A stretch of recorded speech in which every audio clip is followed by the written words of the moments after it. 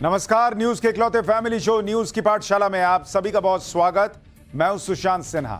ये वो पाठशाला जहां सबकी क्लास लगती है। और सबसे पहले आपको बता दूं कि आज पाठशाला में क्या क्या है और कौन कौन सी क्लास लगने वाली है। नरेंद्र मोदी का गुजरात मॉडल, पूजा पंडाल पर पथराव करवाने वालों का आधी रात इलाज कैसे हो गया, आज इसके बारे में आपको दिखाऊंगा। खुद ममता बनर्जी देखें कि दंगाइयों से निपटने का वो गुजरात मॉडल जहां तुरंत एफआईआर और फौरन एक्शन होता है। ऐसा क्या हुआ कि गणेश पंडाल पर पत्थर चलाने वाले खुद चलने की हालत में नहीं बचे, आज ये भी आपको दिखाऊंगा। जब पुलिस पर पत्थरबाजी करने वालों को दौड़ा दौड़ा कर तबीयत से उनका इलाज हुआ, उसकी तस्वीरें और खबर बताऊंगा। योगी की पुलिस यूपी में जाति देखकर एनकाउंटर करती है क्या, इसका सच क्या निकला, आज इसका चैप्टर भी खोलूंगा। मोदी ने जो गुजरात में झेला वही योगी यूपी में झेलते हुए आगे बढ़ रहे हैं क्या। इसके अलावा कश्मीर से लेकर हरियाणा तक चुनावों में इंडी गठबंधन को लगे झटके पर झटके का चैप्टर खोलूंगा।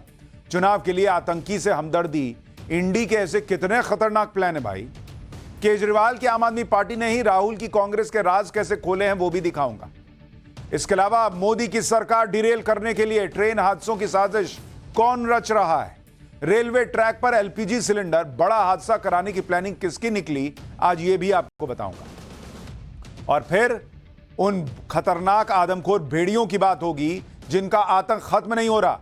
योगी के शार्प शूटर्स को कैसे गच्चा दे रहा है चालाक आदमखोर भेड़िया। भेड़िए के कितने करीब पहुंच गई है शार्प शूटर्स की टीम, आज इसका चैप्टर भी खुलेगा। लेकिन सबसे पहले दिन भर की खबरों का रिवीजन, उसके बाद पहला चैप्टर।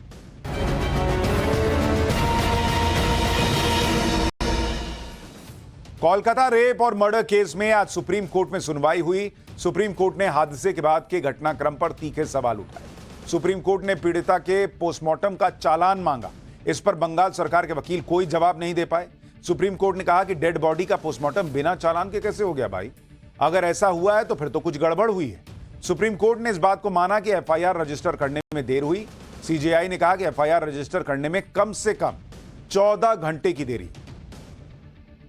सुप्रीम कोर्ट ने सुनवाई के दौरान प्रदर्शन कर रहे डॉक्टर्स को काम पर लौटने का भी निर्देश दिया। सुप्रीम कोर्ट में डॉक्टरों के वकील ने काम पर लौटने के लिए 3 दिन मांगे, जिस पर सुप्रीम कोर्ट ने कहा कि वो 2 दिन का समय दे रहे हैं। साथ ही सुप्रीम कोर्ट ने डीएम और एसपी को आदेश दिया कि वो डॉक्टरों की सुरक्षा का ध्यान रखें। सुप्रीम कोर्ट ने कहा कि अगर डॉक्टर काम पर नहीं लौटते हैं तो उनके खिलाफ कार्रवाई की जाएगी। कांग्रेस नेता राहुल गांधी ने अमेरिका के टेक्सास में एक कार्यक्रम में संघ पर निशाना साधा। राहुल गांधी ने कहा कि संघ मानता है कि भारत एक विचार है, जबकि हमारा मानना है कि भारत विचारों की बहुलता है। इसी कार्यक्रम में इंडियन ओवरसीज कांग्रेस के अध्यक्ष सैम पित्रोदा ने कहा कि राहुल गांधी पप्पू नहीं है, बल्कि राहुल गांधी के पास देश के लिए विजन है। यूपी में 69,000 सहायक शिक्षकों की भर्ती रद्द करने के इलाहाबाद हाईकोर्ट के आदेश पर सुप्रीम कोर्ट ने रोक लगा दी है। सुप्रीम कोर्ट ने कहा कि हाईकोर्ट के फैसले के अध्ययन के लिए वक्त चाहिए। सुप्रीम कोर्ट ने राज्य सरकार और सभी पक्षों से लिखित दलीलें जमा कराने के लिए भी कहा। इलाहाबाद हाईकोर्ट ने अपने फैसले में जून 2020 और जनवरी 2022 की सिलेक्शन लिस्ट को रद्द कर दिया था।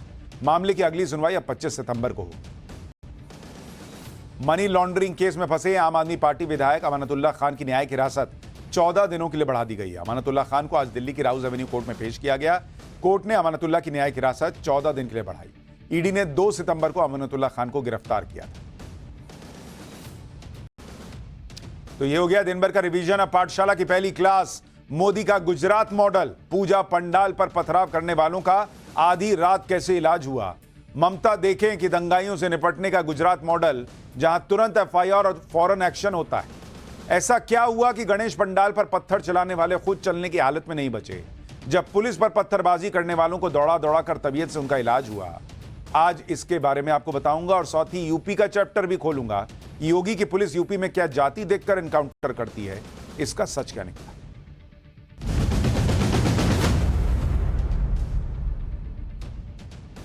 जो लोग भी कहते हैं कि नरेंद्र मोदी के 10 साल में हुआ ही क्या है, नरेंद्र मोदी ने 10 साल में दिया ही क्या है, वो इस बात को समझ लें कि नरेंद्र मोदी ने देश को गवर्नेंस का वो मॉडल दिया जिस मॉडल को गुजरात में सीएम रहते उन्होंने 12-13 साल पहले अप्लाई किया, अप्लाई करके दिखाया और ऐसा मॉडल तैयार कर दिया जिस पर आज भी गुजरात चलता है, जहां किसी की हिम्मत नहीं कि दंगे भड़का सके। इसी मॉडल पर यूपी चल रहा है, जहां अपराधी को पता है कि अपराध किया तो अगले चौराहे पर योगी पूरा हिसाब कर देंगे। ये वो मॉडल नहीं है जहां कर्मचारियों की सैलरी देने के लिए हाथ फैलाने पड़ते हों, और ये वो मॉडल भी नहीं है जहां रेप जैसी भयानक घटना हो जाती है और घंटों लग जाते हैं एफआईआर दर्ज करने तक। आज की ही दो खबरें देख लीजिए। बंगाल के मामले में सुप्रीम कोर्ट ने कोलकाता पुलिस को यह कहकर कटघरे में खड़ा कर दिया कि एफआईआर दर्ज करने में 14 घंटे की देरी हुई। दूसरी तरफ गुजरात की सूरत पुलिस है जिसने गणेश पंडाल पर पथराव के 10 घंटे के अंदर ज्यादातर आरोपियों को पकड़कर जेल में डाल दिया। सूरत शहर को दंगे से बचा लिया। 10 घंटे के अंदर ताबड़तोड़ एक्शन लेकर एक बड़ी अनहोनी को टाल दिया। यह वो गुजरात मॉडल है जिसका मजबूत आधार प्रधानमंत्री नरेंद्र मोदी ने सीएम रहते हुए गुजरात में स्थापित किया और आज तक उस लॉ एंड ऑर्डर के मॉडल को वैसे ही फॉलो किया जा रहा है कि बहुत गलत बर्दाश्त नहीं होगा। अपीजमेंट की पॉलिटिक्स नहीं होगी कि अच्छा धर्म विशेष से हैं, इन्होंने पत्थर भी चला दिया तो कोई बात नहीं, थोड़ा उसको माइल्ड कर देते हैं घटना को। इसी तरह का मॉडल सीएम योगी देश के सबसे बड़े राज्य उत्तर प्रदेश में स्थापित कर रहे हैं। इसी तरह का मॉडल हिमंता असम में स्थापित कर रहा है। लेकिन जैसे गुजरात में लॉ एंड ऑर्डर के मजबूत मॉडल को स्थापित करने में नरेंद्र मोदी को काफी चैलेंज का सामना करना पड़ा था, वैसा ही चैलेंज सीएम योगी के सामने भी है, क्योंकि यहां विपक्ष इस तरह की राजनीति कर रहा है जिसमें अपराधियों की जाति देखकर उन्हें खुलकर सपोर्ट किया जा रहा है। राहुल गांधी और अखिलेश यादव जैसे बड़े कद के नेता अपराधियों पर एक्शन का इसलिए विरोध कर रहे हैं क्योंकि अपराधी उस जाति का है जो उनका वोट बैंक है। जब इस तरह की राजनीति किसी राज्य में होती है तो पुलिस का मनोबल गिरता है। जान जोखिम में डालकर अपराधियों को पकड़ने वाली पुलिस को शाबाशी की जगह सवाल झेलने पड़ते हैं। लेकिन सीएम योगी यूपी में सिस्टम को वैसे ही टाइट कर रहे हैं जैसे कभी नरेंद्र मोदी ने गुजरात में किया था और जिसका असर आज तक दिख रहा है। इसलिए आज गुजरात और यूपी दोनों की बात करूंगा। यूपी की बात आगे करूंगा। पहले गुजरात के सूरत में कल क्या हुआ और उसके बाद कैसे गुजरात सरकार ने ताबड़तोड़ एक्शन लिया, यह अपने आप में एक नजीर है। दरअसल गुजरात के सूरत में कल रात गणेश पंडाल पर पथराव हो गया। जिन्होंने पथराव करवाया वो शायद इस गलतफहमी में थे कि सूरत पुलिस रात में क्या कर लेगी, सुबह आराम से एफआईआर लिखेगी, आरोपियों की तलाश करेगी, इतने में तो सब फरार हो जाएंगे। लेकिन सूरत पुलिस और गुजरात सरकार तो अलग चीता निकली। सूर्योदय होने से पहले गुजरात के गृह मंत्री मौके पर गए। कुछ ही घंटे में सूरत पुलिस आरोपियों के दरवाजे तक पहुंच गई, उन्हें पकड़ कर घर से निकाला। सुबह होते होते बुलडोजर एक्शन तक हो गया। आपको इस घटना की पूरी टाइमलाइन बताऊंगा तो आप हैरान रह जाएंगे कि क्या बिजली की गति से एक्शन हुआ। भाई रात को 9 बजे गणेश पंडाल पर पथराव हुआ। पुलिस ने हाथों हाथ कुछ नाबालिग आरोपियों को पकड़ लिया। रात को 10:30 बजे नाबालिग आरोपियों की गिरफ्तारी के खिलाफ पथराव और आगजनी की घटना हो गई। रात 2 बजे तक पुलिस ने पूरी स्थिति को कंट्रोल में किया। रात 2 बजे तक गुजरात के गृह मंत्री उस गणेश पंडाल में पहुंचकर आरती करते हैं जहां से घटना शुरू हुई। मतलब क्लियर मैसेज चला गया कि गृह मंत्री वहां पहुंचे हैं, यानी लॉ एंड ऑर्डर की स्थिति बिगड़ी नहीं है, किसी को कोई हिंसा नहीं करनी है, दंगे नहीं होगा, कुछ नहीं होगा, पुलिस अपना काम कर रही है। और गृह मंत्री ने वादा किया कि सुबह के 4:20 से पहले सभी आरोपी गिरफ्तार कर लिए जाएंगे। यह होता है लॉ एंड ऑर्डर। और जैसा गृह मंत्री ने वादा किया वैसा ही हुआ। सुबह 4 बजे से पहले वो सभी लोग पकड़े गए जिन्होंने नाबालिग लड़कों से गणेश पंडाल पर पथराव करवाया। सुबह होने तक पुलिस 3 एफआईआर दर्ज कर चुकी थी, 24 लोगों को गिरफ्तार कर चुकी थी और दोपहर होते होते जहां जहां पथराव हुआ और आगजनी हुई उस गली और उस इलाके में अतिक्रमण हटाने के लिए बुलडोजर चल गया। यानी 10 घंटे के अंदर ही पंडाल पर पथराव की घटना के पीछे जो आरोपी थे वो सारे आरोपी पकड़े गए। यह होता है बॉस कानून व्यवस्था का मॉडल जो गुजरात में नरेंद्र मोदी स्थापित करके आए थे और आज तक फॉलो हो रहा है। एक बार सुनिए कल रात को गुजरात के गृह मंत्री ने क्या कहा है, उसके बाद आपको दिखाऊंगा कल रात भर गुजरात पुलिस ने गणेश पंडाल पर हमला करने वालों को पेंच कैसे कैसे टाइट किए। शहर के लोग जब सूरज की पहली किरण के दर्शन कर रहे होंगे उससे पहले गणपति जी के पंडाल पे पत्थर फेंकने वाले और उनको बहकाने वाले सभी लोगों को गिरफ्तार कर लिया जाएगा। सभी जगहों पे सभी क्षेत्रों में कॉम्बिंग चालू है और खास तौर पे गुजरात की शांति को ठेस पहुंचाने वाले चाहे वो कोई भी लोग हो उन्हें नहीं छोड़ा जाएगा। सख्त से सख्त कदम उठाए जाएंगे। आगे बढ़कर आपको सूरत पुलिस का मिडनाइट एक्शन दिखाऊं उससे पहले आप पूरी घटना को जान लीजिए कि कल से आज तक हुआ क्या, जिससे आपको आपके लिए पिक्चर क्लियर हो जाए। दरअसल कल रात सूरत के सैयदपुरा इलाके में गणेश पंडाल पर पथराव हो गया। आरोप है कि 7 नाबालिग लड़के ऑटो में आए और धार्मिक नारे लगाते हुए गणेश पंडाल पर पथराव किया। इन नाबालिग लड़कों की उम्र 13 से 15 साल थी। गणपति की मूर्ति पर पत्थर लगा, लेकिन राहत की बात है कि मूर्ति खंडित नहीं। पथराव में पंडाल में रखे ढोल क्षतिग्रस्त हो गए। पंडाल में मौजूद लोगों ने 7 में से 4 नाबालिग लड़कों को मौके पर ही पकड़ लिया। कुछ लड़के फरार हो गए। सूरत पुलिस को पहले से ही इसकी शिकायत मिली कि कुछ लोग गणेश पंडाल को निशाना बना सकते हैं, इसलिए पंडाल के पास सूरत पुलिस के जवान मौजूद थे। लोगों ने नाबालिग लड़कों को पकड़कर उसे पुलिस के हवाले कर दिया। जहां गणेश पंडाल है वहां कुछ ही दूरी पर पुलिस चौकी भी है। क्योंकि नाबालिग लड़के एक विशेष समुदाय से थे, इसलिए उनकी गिरफ्तारी के विरोध में 200 से 300 लोगों की भीड़ जमा हो गई। नाबालिग लड़कों की गिरफ्तारी के विरोध में रात 10:30 बजे हंगामा शुरू हो गया। आरोप है कि पुलिस चौकी के पास एक मस्जिद है और मस्जिद के पास गली से पथराव होने लगा। बात आगजनी तक पहुंच गई भाई, पुलिस पर पथराव शुरू हो गया। इसके बाद सूरत पुलिस ने लाठीचार्ज किया, आंसू गैस के गोले छोड़े। इतना ही नहीं, सूरत पुलिस ने उन लोगों को घर से बाहर खींच कर निकाला जिन्होंने नाबालिग लड़कों को पंडाल पर पथराव के लिए उकसाया था। सूरत पुलिस ने इस मामले में 3 FIR दर्ज की, 28 लोगों को गिरफ्तार किया, 6 से 7 नाबालिग लड़के भी पकड़े गए। लेकिन सूरत की पुलिस इन लड़कों को नाबालिग समझकर नरमी बरतने के मूड में नहीं है। भाई नाबालिग थे तो ये काम भी नहीं करना था ना, अगर इतने मासूम थे। सूरत पुलिस कमिश्नर ने बताया कि नाबालिग लड़कों पर भी कानून के तहत ही एक्शन होगा। अब आपको कल रात की घटना का एक वीडियो दिखाता हूं, जब पंडाल पर पथराव के बाद लोगों ने कुछ बच्चों को पकड़ लिया। नाबालिग बच्चों के झुंड में 1-2 बच्चे तो 10 साल से भी कम के लग रहे थे। 10 साल का से कम का बच्चा आया है पत्थर फेंकने। एक बार कल जब भीड़ ने इन बच्चों को पकड़ा तो वहां क्या हुआ आप खुद देखिए।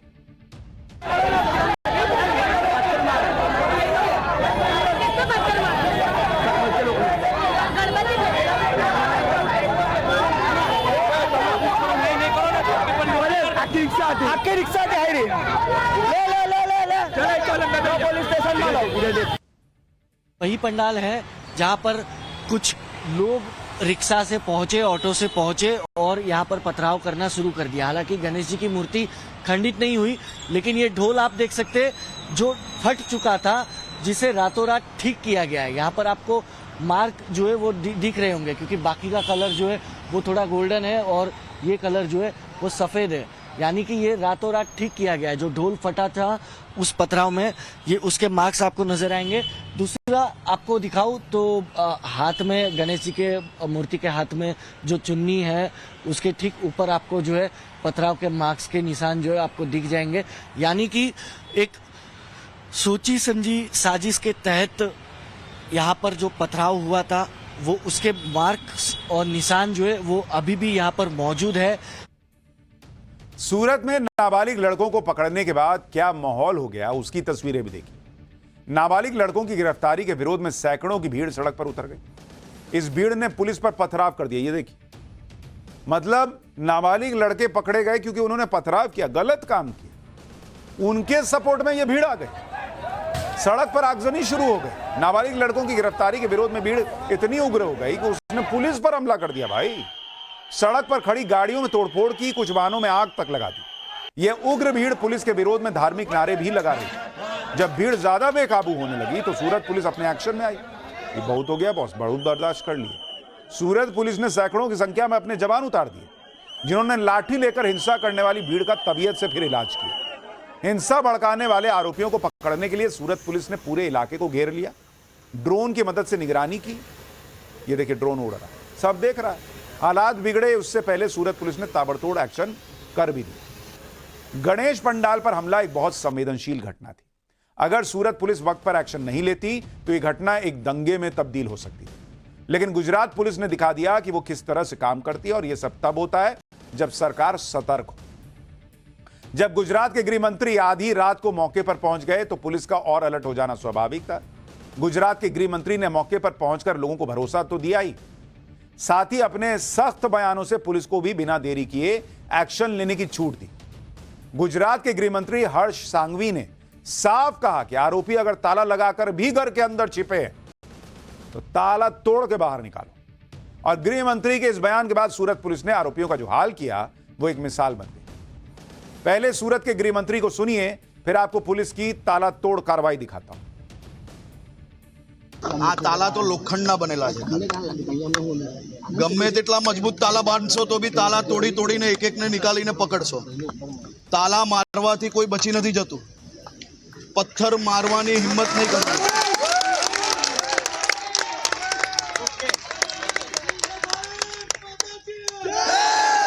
ગમે ત્યાં છુપાયા હશે અંદર લઈ गुजरात के गृह मंत्री हर्ष सांघवी का ग्रीन सिग्नल मिलते ही सूरत पुलिस ने सूरज उगने से पहले ही पंडाल में पथराव की साजिश रचने वालों को पकड़ लिया। सूरत पुलिस को यह जानकारी मिली थी कि नाबालिग लड़कों को पंडाल में पथराव के लिए उकसाने वाले कुछ लोग घर में छिपकर बैठे हैं और बाहर से ताला लगा दिया है। पुलिस आएगी, सोचेगी घर में कोई है नहीं। सूरत पुलिस गलियों की खाक छानते हुए अंदर तक घुस गई। आरोपियों के घरों के ताले तोड़ दिए। ये देखिए, ताला लगा के बैठे, घर के ताले तोड़े तो अंदर कुछ आरोपी छिपे हुए। कोई आरोपी पर्दे के पीछे छिपा था, कोई बेडरूम में छिपा हुआ था। इन आरोपियों को लगा कि घर में छिप जाएंगे तो बाहर से ताला लगा देंगे तो किसी को पता ही नहीं चलेगा। लेकिन सूरत पुलिस ने अपनी इंटेलिजेंस को पहले ही अलर्ट कर दिया था, जिससे पुलिस को यह पता चल गया कि ताला तो सिर्फ एक बहाना है। आप देखिए, जब आरोपियों को पकड़ने के लिए पुलिस ने कुछ घरों के ताले तोड़े तो पुलिस की टीम में महिला पुलिसकर्मी भी सादी वर्दी में मौजूद थी। महिला पुलिसकर्मी ने खुद मोर्चा संभालते हुए आरोपी के घर का ताला तोड़ा। जहां से आरोपियों को पकड़ा गया वहां से आपको हमारे सहयोगी की एक रिपोर्ट दिखाता हूं, फिर आगे की बात बताता हूं। अब देखिए, ये ताला आपको यहाँ पर नजर आ रहा होगा।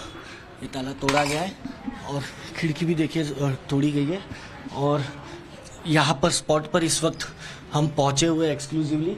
यहीं से सूरत पुलिस जो है वो यहाँ पर मेहनत करती नजर आ रही थी। इस एक दरवाजे को भी यहाँ पर इस दरवाजे को भी तोड़ती हुई नजर आ रही थी। अभी भी फिलहाल ताला लगा हुआ है और यहाँ पर भी आप देखेंगे तो अंदर की तरफ अभी भी आपको ताला लगा हुआ दिखेगा।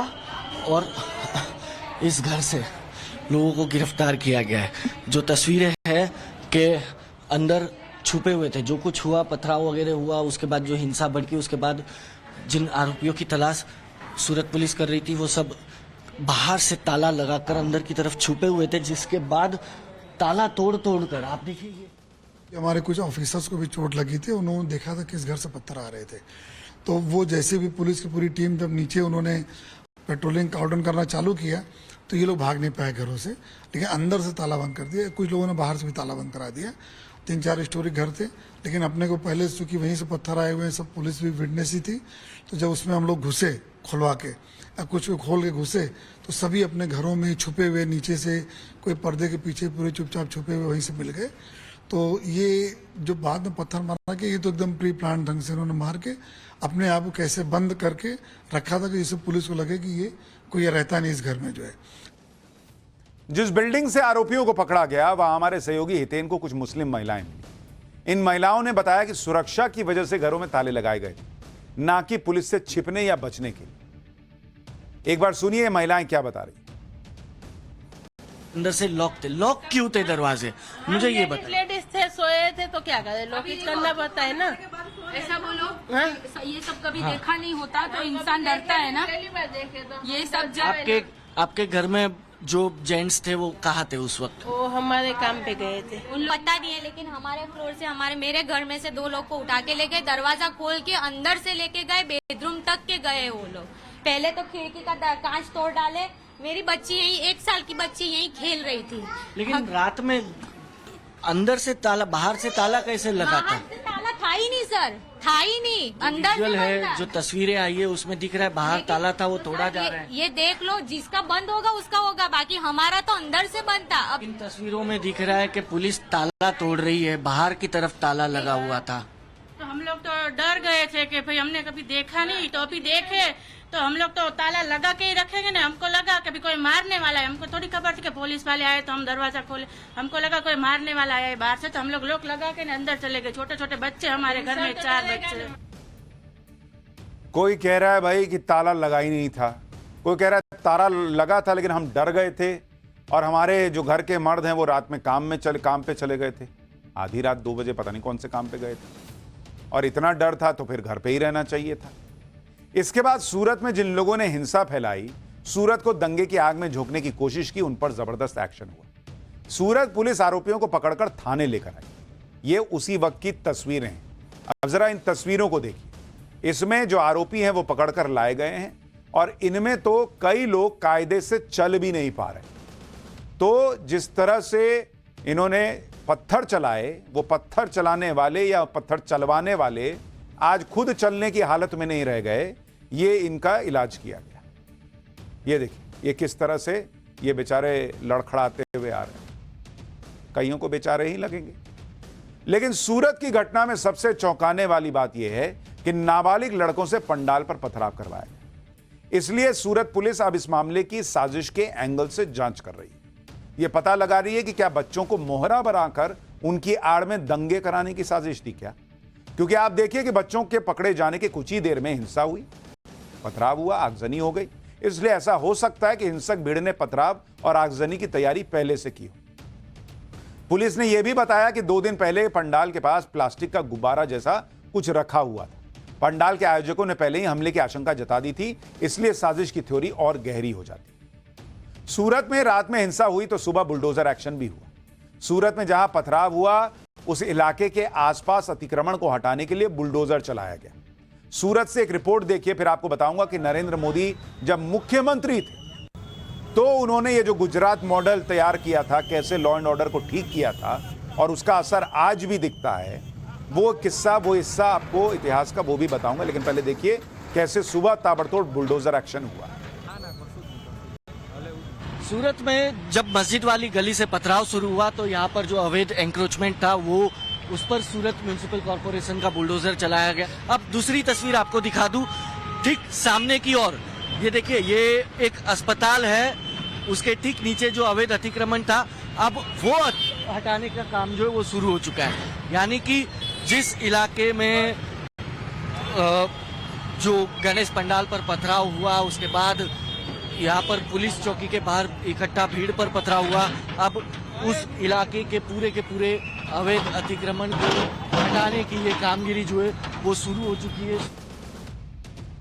उधर इस मामले में राजनीति भी तेज हो गई है। केंद्रीय मंत्री गिरिराज सिंह ने आरोप लगाया कि इस हिंसा के पीछे कांग्रेस, जो मुसलमानों को टूल किट की तरह इस्तेमाल कर रही है। सुनिए एक बार। ये मुसलमान है और ये कांग्रेस का प्रायोजित है। कांग्रेस ही इनको टूल किट बना करके क्या सूरत में पथराव करेंगे गणेश पूजा पर? क्या ये बांग्लादेश हो गया? बांग्लादेश में गणेश मूर्ति के ले जाने पर तो मैंने देखा कि पानी फेंका गया।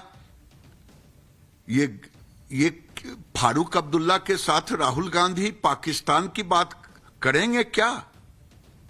मुझे समझ में नहीं आ रहा है कि कांग्रेस भारत को जला देना चाहती है। इसके पीछे भी कांग्रेस का ही हाथ है। देश में जो सूरत की घटना घटी है, कांग्रेस ने टूल किट मुसलमानों को बनाया और ये बांग्लादेश बना देना चाहते हैं। क्या हिंदुओं ने कभी, सूरत के हिंदुओं ने या देश के हिंदुओं ने कभी तजिया पे पत्थर फेंका? मैं देश के मुसलमानों से पूछना चाहता हूं और राहुल गांधी से पूछना चाहता हूं, अखिलेश यादव से पूछना चाहता हूं, क्यों जुबान बंद हो जाती है मुसलमान के नाम आते ही? गुजरात के सूरत में जो हुआ वो पूरे देश में एक पैटर्न सा बन गया। हिंदुओं के पर्व से जुड़े जुलूस या पंडाल को निशाना बनाया जाता है, उस पर पथराव होता है, फिर उस शहर या गांव में हिंसा भड़क जाती है। लेकिन सूरत में बड़ी अनहोनी टल गई। पुलिस ने स्थिति को काबू से बाहर ही नहीं जाने दिया, इतना ताबड़तोड़ एक्शन लिया। और यह सब इसलिए हो सका क्योंकि गुजरात में नरेंद्र मोदी ने मुख्यमंत्री रहते हुए जो लॉ एंड ऑर्डर का मॉडल तैयार किया था, उसी पर गुजरात चल रहा है कि बॉस गलत बर्दाश्त नहीं होगा कि ये धर्म वो धर्म, मेरा वोट बैंक तेरा वोट बैंक। भाई एक वक्त था जब गुजरात में दंगे होना आम बात हो चुकी थी, आए दिन शहरों में कर्फ्यू लगते थे। लेकिन नरेंद्र मोदी ने सीएम बनने के बाद स्थिति को बदला और गुजरात को दंगे और कर्फ्यू के जाल से बाहर निकाला। बेहतर कानून व्यवस्था के दम पर ही गुजरात में कई औद्योगिक शहर बन चुके हैं और गुजरात आर्थिक तरक्की में बहुत आगे है। गुजरात में अगर भर भर कर विदेशी निवेश आता है तो उसकी एक वजह यहां की टाइट कानून व्यवस्था भी है। और यह सब मुख्यमंत्री रहते नरेंद्र मोदी ने गुजरात को दिया, जिस पर आज भी गुजरात चल रहा है। नरेंद्र मोदी ने लॉ एंड ऑर्डर पर जीरो टॉलरेंस का जो मॉडल गुजरात में शुरू किया था, वो मॉडल बहुत कामयाब रहा, क्योंकि 2002 के बाद से गुजरात में कभी बड़े पैमाने पर दंगे नहीं हुए। नरेंद्र मोदी जब केंद्र में आए और उनके मॉडल को दूसरे राज्यों में भी अप्लाई किया गया तो कैसे दंगे कम हुए, आज आपको देखना चाहिए कि किस तरह से नरेंद्र मोदी का जो मॉडल है लॉ एंड ऑर्डर का, वो जब दूसरे राज्यों में गया तो वहां क्या असर हुआ। जैसे अगर आप देखेंगे यूपी, ये आपको दंगों का आंकड़ा दे रहा हूं। दंगे यूपी में 2018 में कितने दंगे हुए भाई? 8,908 दंगे, यानी तब योगी आदित्यनाथ की सरकार आई थी। और 2022 तक आते आते कितने दंगे यूपी में हुए? 4,478, मतलब ऑलमोस्ट हाफ। यह बदला है यूपी में योगी आदित्यनाथ ने नरेंद्र मोदी का गुजरात मॉडल इंप्लीमेंट करके। इसी तरह से आप देखिए गुजरात, जिस गुजरात की बात कर रहे हैं, वहां 2018 में 1898 दंगे होते हैं, लेकिन 2022 आते आते ये घटकर 172 रह जाते हैं। और 2002 के पहले तो और ज्यादा दंगे होते थे, वो घटते घटते 1898 और अब 172 पर आ गए। इसी तरह से आप देखिए एमपी, मध्य प्रदेश में 2018 में 1347 दंगे की घटनाएं हुई, जो कि घटकर 1016 हो गई 2022 आते आते। इसी तरह से जब आप असम का आंकड़ा देखेंगे, जहां हेमंत बिस्व शर्मा बहुत जबरदस्त तरीके से कानून व्यवस्था को हैंडल कर रहे हैं, 2018 में 1158 दंगे की घटनाएं होती थी, 2022 में ये घटकर 230 रह गए। यानी आप खुद देखिए, जहां जहां बीजेपी की सरकार है वहां पर दंगों की घटनाएं करीब करीब आधी हो गई, और कई जगहों पर तो आधी से भी कम हो गई। और आप यह भी देखिए कि जो लोग नरेंद्र मोदी को कोसते रहते हैं और कहते रहते हैं कि नरेंद्र मोदी के आने से पहले सब ठीक था, नेहरू, इंदिरा और गांधी परिवार की तारीफ करते नहीं थकते, कि वही लोग तो मोहब्बत की दुकान लगा रहे थे जो राहुल गांधी अब उसका फ्रेंचाइजी आगे बढ़ा रहे हैं, सब आके नरेंद्र मोदी ने गड़बड़ किया, नफरत फैलाई।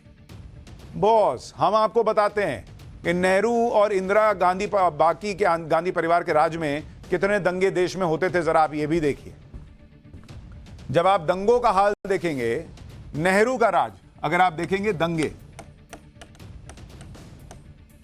नेहरू, इनके राज में अगर आप देखेंगे कितने हुए भाई, और इनका राज भाई 1950 से 1964 के बीच में देश में कितने दंगे हुए?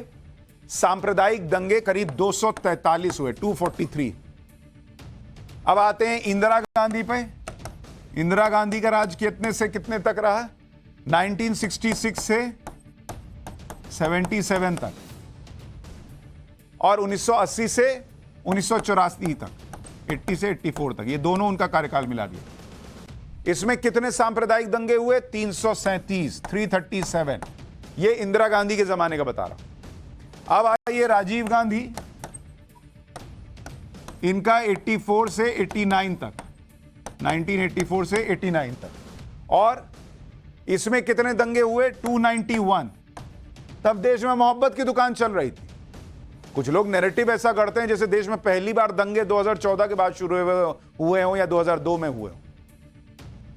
इसके अलावा अगर आप देखिएगा 1900, अगर आपको दिखाऊं 50 से लेकर 1995 तक देश भर में कितने दंगे हुए आपको पता है? कुल दंगे हुए 1194 दंगे हुए देश भर में, 1194। और इनमें 871 दंगे नेहरू, इंदिरा, राजीव गांधी के कार्यकाल में हुए, यानी 73% दंगे इनके और इनके राज में हुए देश के। अच्छा, कांग्रेस यह भी कहती रहती है कि गुजरात में नरेंद्र मोदी के आने के बाद से माहौल खराब हुआ। अक्सर इसी बात पर वो नरेंद्र मोदी को घेरती रहती है।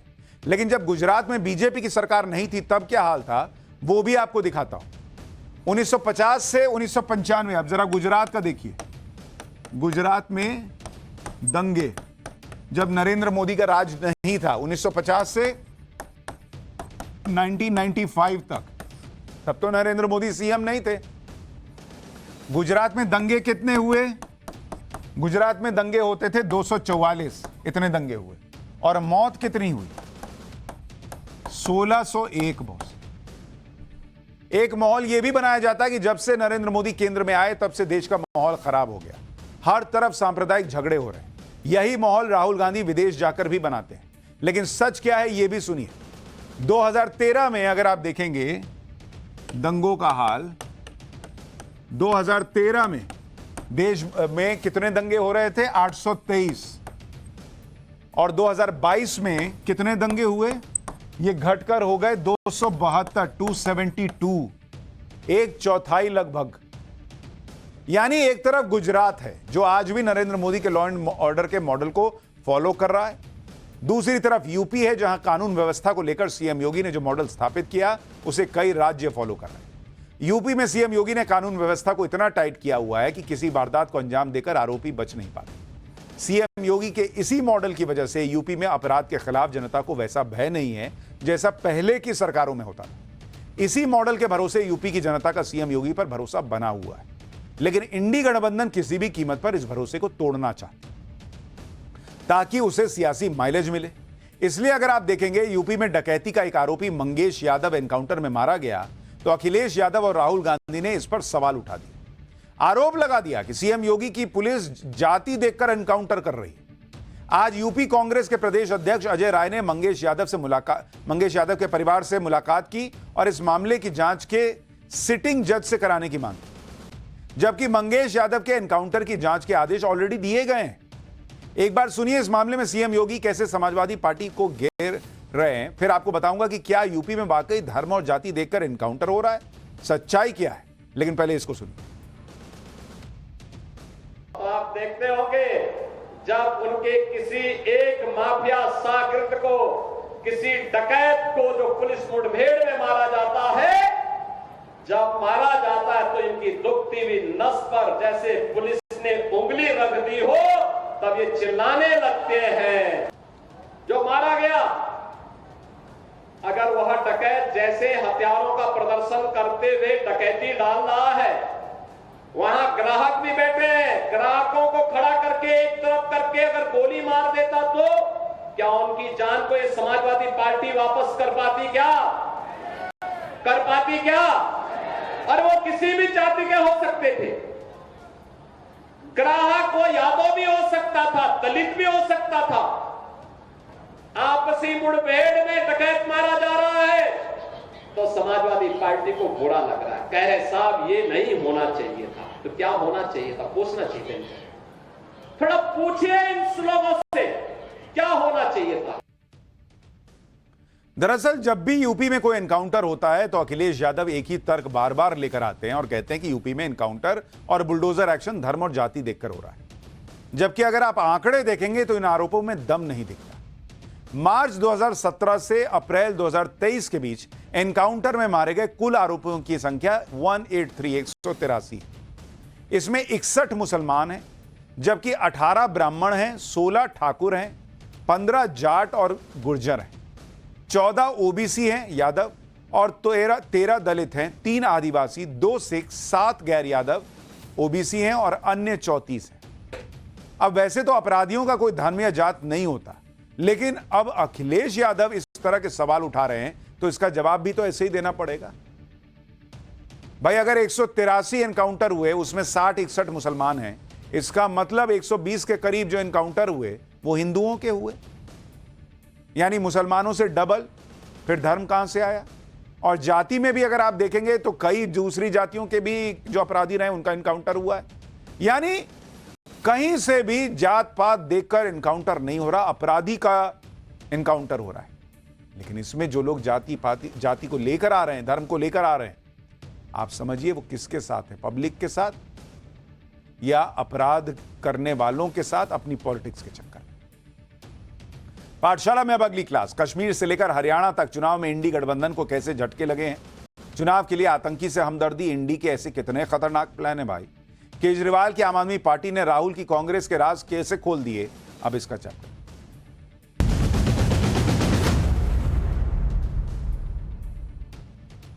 इस वक्त जबरदस्त चुनावी हलचल भी मची हुई है। इंडी गठबंधन फिर से जुट गया है कि लोकसभा चुनाव की तरह वो नरेंद्र मोदी को झटका देगा, लेकिन यहां तो चुनाव से पहले ही उल्टा हो रहा है। कश्मीर से लेकर हरियाणा तक इंडी गठबंधन को ही झटके पर झटके लग रहे हैं। चाहे हरियाणा हो, महाराष्ट्र हो, जम्मू कश्मीर हो, तीनों ही राज्यों में इंडी गठबंधन के अंदर भयंकर खींचतान मची हुई है। राज्यों के चुनाव को लेकर अगर आप देखें तो हरियाणा में कांग्रेस और आम आदमी पार्टी आपस में ही लड़ गए, जबकि गठबंधन करने जा रहे थे। कश्मीर में इंडी गठबंधन को आतंकी से हमदर्दी हो रही है। महाराष्ट्र में चुनाव नतीजों से पहले ही सीएम पद के लिए मारामारी शुरू हो गई है।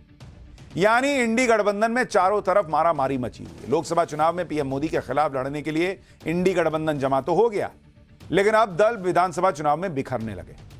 हरियाणा में आम आदमी पार्टी ने और कांग्रेस के बीच नए कई दौर की बातचीत हुई, लेकिन जब बात नहीं बनी तो आम आदमी पार्टी ने अपने उम्मीदवारों की लिस्ट जारी कर दी और सभी सीटों पर चुनाव लड़ने के लिए कमर कस ली। एक बार सुनिए आम आदमी पार्टी और कांग्रेस का इस पर क्या रिएक्शन है, फिर आगे की बात बता दूं।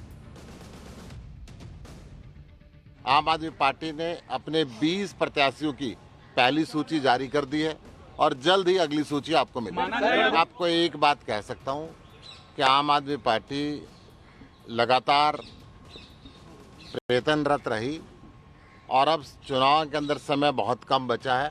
हमने अपनी लिस्ट को जारी कर दिया। हम अपने राष्ट्रीय नेतृत्व के आदेश पे काम करते हैं। हमने ईमानदारी के साथ इंतजार किया।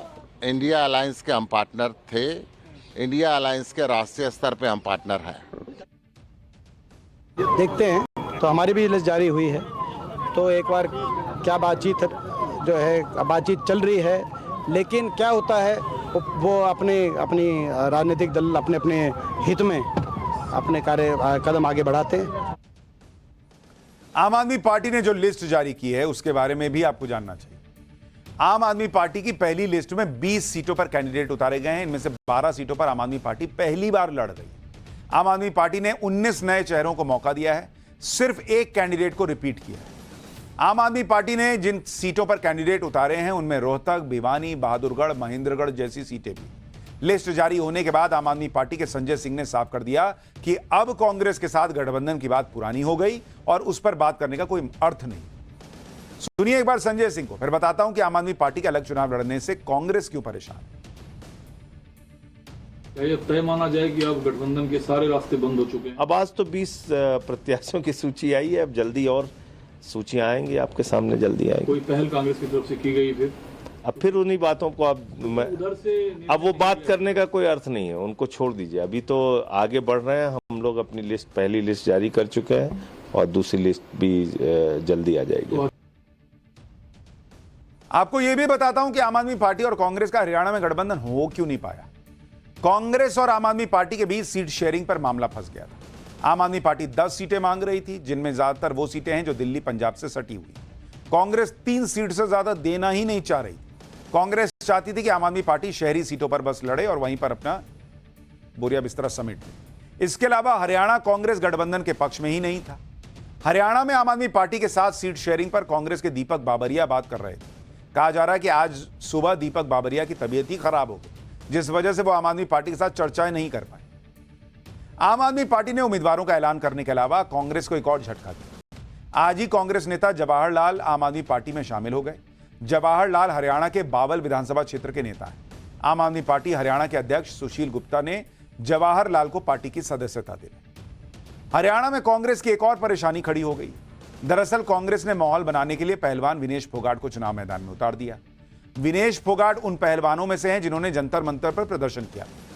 अब विनेश फोगाट कांग्रेस में शामिल हो गई और जुलाना सीट से चुनाव लड़ रही। इसी को लेकर लोग सवाल उठा रहे हैं कि क्या पहलवानों का प्रदर्शन स्क्रिप्टेड था? क्या कांग्रेस के इशारे पर बजरंग पुनिया और विनेश फोगाट ने प्रदर्शन किया था? क्योंकि यही बात अब बृजभूषण शरण सिंह भी कह रहे हैं। बृजभूषण शरण सिंह ने कहा कि विनेश फोगाट ने कांग्रेस के इशारे पर प्रदर्शन किया था। सुनिए। कि बेटियों का गुनाहगार मैं नहीं हूं। बेटियों के सम्मान का कोई अगर गुनाहगार है तो बजरंग है, दिनेश है, ये आंदोलनकारी है। और जो स्क्रिप्ट लिखा भूपेंद्र हुड्डा ने, ये जिम्मेदार है, मैं जिम्मेदार नहीं। 18 जनवरी को जब जंतर मंतर पर प्रदर्शन शुरू हुआ था तो उस दिन तमाम ऐसे लोग थे जिनको लगा था कि शायद इसमें सच्चाई है। महिलाओं के साथ बदतमीजी हुई है, बेटियों के साथ बदतमीजी हुई है। आज वो लोग भी अपने आप को छले महसूस कर रहे हैं। एक तरफ इंडी गठबंधन में अंदर ही अंदर छुरियां चल रही हैं, दूसरी तरफ इंडी गठबंधन की कुछ पार्टियों ने तो ऐसी छुरी निकाल ली जो देश को ही जख्म दे देगी। इंडी गठबंधन के एक खिलाड़ी हैं उमर अब्दुल्ला, वो अलग ही लेवल पर खेल रहे हैं। जम्मू कश्मीर में कांग्रेस और नेशनल कॉन्फ्रेंस के बीच गठबंधन हुआ है। चाहे नेशनल कॉन्फ्रेंस का घोषणा पत्र हो या फिर उमर अब्दुल्ला के बयान, सब चर्चा में बने हुए। अपने चुनावी फायदे के लिए अब उमर अब्दुल्ला आतंकियों से भी हमदर्दी जता रहे हैं। संसद पर हमले के आरोपी अफजल गुरु के लिए उमर अब्दुल्ला के दिल में आजकल बड़ा दर्द दिख रहा है। एक इंटरव्यू में उमर अब्दुल्ला ने कह दिया कि दुर्भाग्यपूर्ण बात यह थी कि अफजल गुरु की फांसी से जम्मू कश्मीर की सरकार का कोई लेना देना नहीं। अगर फांसी के लिए राज्य सरकार की अनुमति चाहिए होती और हम सरकार में होते तो अफजल गुरु को फांसी कभी मंजूरी नहीं देते।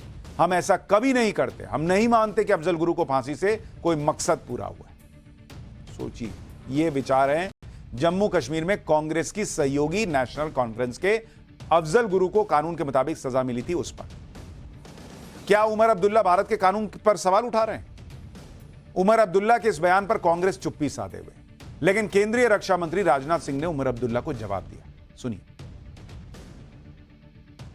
आतंकवादियों के प्रति हमदर्दी हुआ करती थी।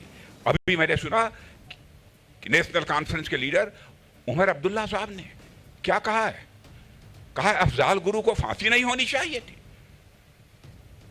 मैं पूछना चाहता हूं उमर अब्दुल्ला साहब से कि अफजाल गुरु को यदि फांसी नहीं होनी चाहिए थी, क्या उन्हें सार्वजनिक रूप से माला पहनाया जाना चाहिए? क्या किया जाना चाहिए? इस सवाल का मैं आपसे जवाब चाहता हूं।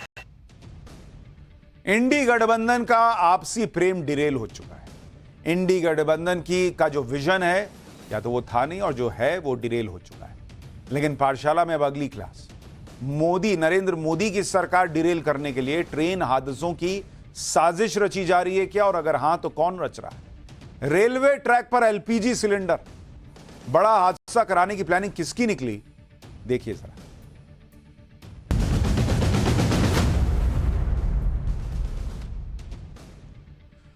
बॉस, आपने देखा होगा कि पिछले कुछ महीनों में भारत में अचानक ट्रेन हादसों के मामले कुछ बढ़ गए। इसे लेकर सरकार को बहुत कुछ सुनना भी पड़ा। इस पर विपक्ष ने खूब राजनीति भी की। लेकिन अब इन हादसों को लेकर जो खुलासे हो रहे हैं वो हैरान करने वाले। कल रात कानपुर में एक ट्रेन कालिंदी एक्सप्रेस एक बड़े हादसे की साजिश का शिकार होने से बस बच गई किसी तरह। और बॉस, आप हैरान रह जाएंगे कि इस ट्रेन को उड़ाने के लिए रेलवे ट्रैक पर एलपीजी से भरा हुआ सिलेंडर रखा हुआ था। सोचिए, अगर यह एलपीजी सिलेंडर इस ट्रेन के पहियों से टकरा जाता तो एक बहुत बड़ा हादसा हो सकता था। ट्रेन में ब्लास्ट हो सकता था, ट्रेन पटरी से उतर सकती थी। अगर ऐसा होता तो सैकड़ों यात्रियों की मौत हो सकती थी, बहुत से लोग घायल हो सकते थे। लेकिन गनीमत रही कि ऐसा कुछ नहीं हुआ, क्योंकि ट्रेन की टक्कर से यह सिलेंडर उछलकर रेलवे लाइन के साइड में गिर गया। जांच एजेंसियों के मुताबिक अगर सिलेंडर फट जाता तो बॉस कांड था, फिर तो बड़ा हादसा होता। रेलवे ट्रैक पर एलपीजी सिलेंडर के अलावा जो चीजें मिली हैं उसे देखकर पुलिस और जांच एजेंसियों के होश उड़ गए, क्योंकि ये सारी चीजें किसी आतंकी साजिश का इशारा कर रही हैं। इसके बारे में आपको आगे बताऊंगा। पहले देख लीजिए कि कानपुर की पूरी घटना क्या है जिसने सबके होश उड़ा दिए। दरअसल कल रात प्रयागराज से राजस्थान के भिवाड़ी जाने वाली कालिंदी एक्सप्रेस शाम को करीब 6:20 पर कानपुर से निकली।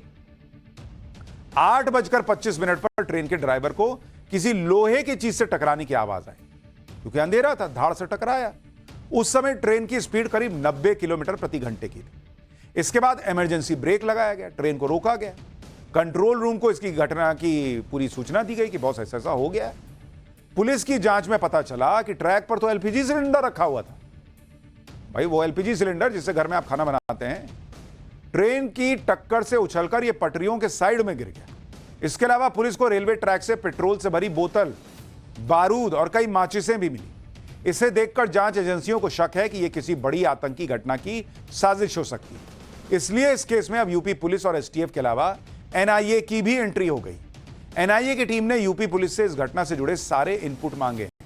इसके अलावा आतंकी साजिश की जांच के लिए एटीएस और आईबी की टीम भी कानपुर पहुंच गई है। यूपी पुलिस ने इस मामले में 6 टीमें बनाई हुई हैं। इसमें सर्विलांस और स्वाट टीम के अलावा लोकल इंटेलिजेंस यूनिट यानी एलआईयू की जांच भी चल रही है। अब तक 10 संदिग्ध लोगों को पकड़ा भी गया है। कानपुर के रेल ट्रैक से जो कुछ भी मिला उस पर हमारे सहयोगी विनोद मिश्रा की एक रिपोर्ट देखिए ग्राउंड जीरो से। इसके बाद इस हादसे में यूपी एटीएस के हैरान करने वाले खुलासे के बारे में बताता हूं। कानपुर में एक बार फिर एक ट्रेन को उड़ाने की बड़ी साजिश जो है वो नाकाम हुई है। कहा जा रहा है कि कालिंदी एक्सप्रेस जो है वो कानपुर से भिवानी जा रही थी और यहाँ पर उसका जो है वो एक gas cylinder, LPG gas cylinder से टकरा गई। आपको दिखाएं कि ठीक इसके बगल में पुलिस ने जो है क्राइम सीन क्रिएट किया हुआ और यहाँ से पुलिस को एक बैग मिला, एक व्हाइट बैग जिसमें कुछ व्हाइट पदार्थ हैं और कहा जा रहा है कि ये एक्सप्लोसिव हो सकता है। इसके अलावा एक मैच बॉक्स मिला है। आपको तस्वीरें दिखाने की कोशिश करते हैं कि यहाँ पे जो इन्होंने एविडेंस कलेक्ट के लिए जो आइटम लिखा है, क्राइम आइटम, उसमें लिखा गया है कि एक झोला, थाना शिवराजपुर, कानपुर। तो यहाँ से वो जो बैग है, जो झोला है, वो बरामद हुआ है और ठीक इसी जगह पर इस घटना पर जब आज सुबह यूपी एटीएस की टीम ने घटना स्थल पर जाकर इस रेलवे ट्रैक की बारीकी से जांच की तो इस जांच में यह बात भी सामने आई कि सिलेंडर के साथ पेट्रोल की बोतल और बारूद के मिलने से ट्रेन के साथ दो तरह के हादसे हो सकते थे। पहला तो इसमें गैस सिलेंडर, पेट्रोल और बारूद से ब्लास्ट हो सकता था और दूसरा, ब्लास्ट के बाद इमरजेंसी ब्रेक लगाने से ट्रेन डिरेल हो सकती थी, यानी ट्रेन के डिब्बे पटरी से उतर सकते थे, जैसा पिछले महीने 16 अगस्त को साबरमती एक्सप्रेस के साथ हुआ। लेकिन आगे बढ़ने से पहले आपको इस घटना पर यूपी एटीएस का क्या कहना है वो भी सुनवाता हूं। इसके बाद इस आतंकी साजिश वाले एंगल के बारे में और बताऊं। देखिए, आज यहाँ पे कल रात को एक ट्रेन की डिरेलमेंट की मतलब प्रयास किया गया है और उसका निरीक्षण हम लोगों ने किया है। हमारी टीम इस पे काम कर रही है, सभी पहलू पे को हम लोग देख रहे हैं और जो भी जैसे नतीजे होंगे हम आपको आगे बताएंगे। पिछले एक महीने में तीसरी ऐसी घटना है ये जब यूपी में रेलवे ट्रैक रेल हादसों की कोशिश करती हुई वहां पर कुछ सबूत मिले और इसके लिए पटरियों पर ऐसी ऐसी चीजें प्लांट की गई हैं जिससे बड़ा रेल हादसा हो सकता था। इसलिए जांच एजेंसीज को शक है कि इस मामले में आतंकी संगठन शामिल हो सकते हैं, क्योंकि इससे पहले रेल हादसों की जांच के दौरान आतंकी सरगना फरतुल्ला घोरी का नाम आ चुका है, जो इस समय पाकिस्तान में बैठकर भारत में आतंकी घटनाओं की प्लानिंग कर रहा है। कुछ दिन पहले जांच एजेंसियों को आतंकी फरतुल्ला घोरी का एक वीडियो मिला था।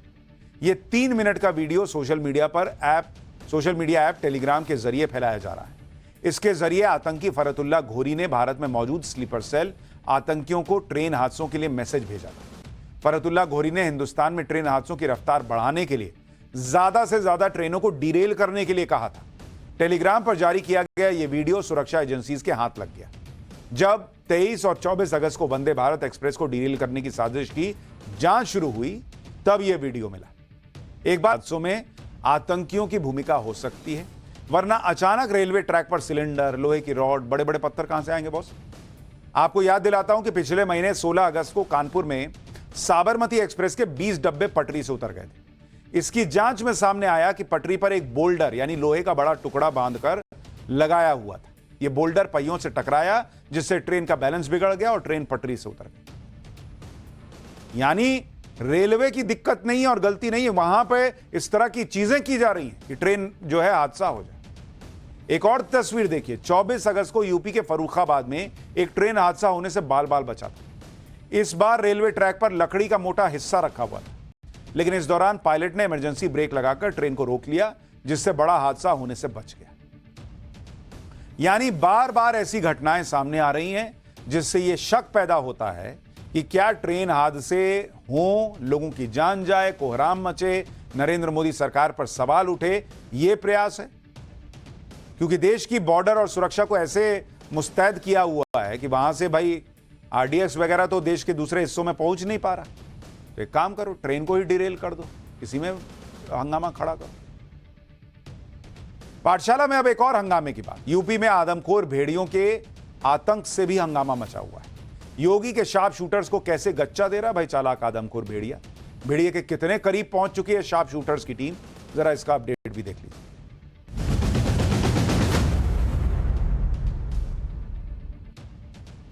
यूपी में आदमखोर भेड़िए बहुत ही चालाक निकले। ये शार्प शूटर्स को भी गच्चा दे रहे हैं भाई। भेड़िए तो कहा जा रहा है कि 2 ही बचे हैं, लेकिन ये 2 पकड़ में ही नहीं आ रहे, जबकि शार्प शूटर्स की संख्या 2 गुनी कर दी गई है। अब 9 की जगह 18 शार्प शूटर 2 आदमखोर भेड़ियों के पीछे लगे हुए। 24/7 आदमखोर भेड़ियों का सर्च ऑपरेशन चल रहा है। भेड़ियों के पकड़ के लिए 3-3 शिफ्ट में काम हो रहा है, लेकिन ये भाई लोग पकड़ में ही नहीं आ रहे। भेड़ियों के खिलाफ इस ऑपरेशन शूटआउट को भी अब 1 हफ्ता हो चुका। शार्प शूटर्स की टीम हर दिन आदमखोर भेड़ियों की लोकेशन लॉक करने का दावा कर रही है, लेकिन आदमखोर भेड़िए इतने शातिर हैं कि हर बार शूटर्स को चकमा देकर निकल जा रहे हैं। हालांकि दावा किया जा रहा है कि आदमखोर भेड़ियों की लोकेशन का जल्दी ही सटीक पता लगा लिया जाएगा। आदमखोर भेड़ियों के हमलों वाले पूरे इलाके की मैपिंग की जाने का दावा है और हमले की आशंका वाले पूरे इलाके को 3 सेक्टर्स में बांट दिया गया। इन सभी सेक्टर्स में शार्प शूटर्स की टीम 24 घंटे बिना रुके ऑपरेशन चला रही है। पूरे ऑपरेशन पर नजर बनाए रखने के लिए एक कमांड सेंटर बनाया गया है। कमांड सेंटर को पुलिस कंट्रोल रूम में जोड़ दिया गया है और कमांड सेंटर में आदमखोर भेड़ियों को की कोई भी जानकारी मिलने से उस सेक्टर से जुड़ी टीम को अलर्ट कर दिया जाता है कि देखो यहां कुछ लग रहा है कि है। तो यह जानकारी मिल रही है। एक तरफ आदमखोर भेड़ियों के आतंक को खत्म करने के लिए नए नए प्लान तैयार हो रहे हैं, वहीं गांव वालों का दावा है कि शनिवार की रात को भेड़िए ने एक बार फिर हमला बोला। दावा किया जा रहा है कि इस बार भेड़िए ने एक लड़की पर हमला किया जिसकी उम्र 17 साल से 18 साल के बीच बताई जा रही है। लड़की पर उस वक्त हमला हुआ जब वो रात को किसी काम से घर से बाहर निकली। घायल लड़की को अस्पताल में भर्ती कराया गया। भले ही दावा किया जा रहा है कि पिछले 1 हफ्ते से आदमखोर भेड़िए ने हमला नहीं किया, लेकिन गांव में दहशत ऐसी है कि लोग रात रात भर जागकर पहरा दे रहे हैं। उनको लग रहा है कि बोलने से क्या, 1 हफ्ता नहीं दिया, 2 दिन नहीं दिया तो तीसरे दिन भी नहीं देगा। आदमखोर भेड़ियों के निशाने पर बच्चे हैं, इसलिए घर के बड़े बुजुर्ग हथियार और डंडे लेकर घरों के बाहर सो रहे हैं। गांव की गलियों में शिफ्ट लगाकर गश्त चल रही है। जरा एक ग्राउंड रिपोर्ट देखिए। नया पुरवा गांव में हम मौजूद हैं। रात का 1 बज रहा है और यहाँ पर कुछ लोग बाहर नजर आ रहे हैं जिनके पास लाठी है और इसमें देखिए कैसे ये धारदार हथियार है कि कहीं भेड़िया अगर आ जाए तो उससे कैसे 2-4 होना है या उससे अपना बचाव कैसे करना है। टॉर्च भी आपको नजर आ जाएगा और लोग बाहर सो रहे हैं। दरअसल हमें ये लगा था कि अभी इतनी जागरूकता फैलाने के बाद भी महसी तहसील में लोग जो है वो बाहर यूं ही सो रहे हैं और इसलिए हमने अपनी गाड़ी रोकी और हम तुरंत यहाँ आए इनसे बातचीत करने के लिए। लेकिन देखा कि यहाँ तो ये तैनात है, शायद अपने गाँव की ही सुरक्षा कर रहे हैं। बाबा क्या नाम है आपका? संतराम यादव। क्या कर रहे हैं यहाँ पर? आप 3 लोग बैठे हैं। हरहा रखे हैं, यहाँ हरहा रखे हैं। भेड़िया का शंका है इसलिए पस पलुआ पाले हैं, छोटे छोटे टीचर हैं। उनको बचा रहे हैं। जो ग्रामीण लोग हैं उनका दर्द समझिए कि कैसे रात रात भर डर के साए में उनकी जिंदगी गुजर रही है। फिलहाल हम एक छोटा सा ब्रेक ले